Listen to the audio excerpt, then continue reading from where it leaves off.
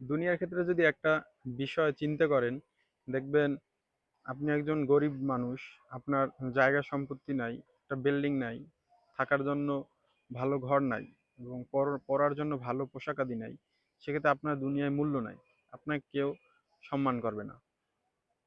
এবং যাদের বাড়ি গাড়ি আছে, টাকা পয়সা আছে, তাদের অনেক সম্মান, তারা অনেক কিছু দুনিয়ার উপভোগ করতে পারে, অনেক কিছু দেখতে পারে, ভালো মন্দ খেতে পারে। কিন্তু আমরা যারা গরিব আছি আমরা সেটা পারি না। এর জন্য আমরা কি এখন দুনিয়ায় এটাও পেলাম না, আবার মৃত্যুর পরে জান্নাত জান্নাতও পাবো না, মানে জাহান্নামে যাওয়া লাগবে, সেই কাজগুলো যদি বেশি বেশি করি, সেটা আমাদের জন্য কতটা হতাশার ভাই। একটু বালিশে একটু মাথাটা দিয়ে একটু চিন্তা করে দেখেন, মানে আমার মতো যারা গরিব আছেন তাদের ক্ষেত্রে।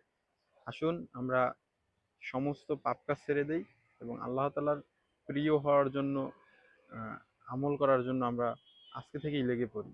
এবং দুনিয়া যতটুকু লাগবে ততটুকু করব, কিন্তু আশেপাশের মানুষ যারা আছে তাদের থেকে জানি আমরা আগে জান্নাত পেতে পারি, সেইভাবে আমাদের প্রস্তুতি নিতে হবে।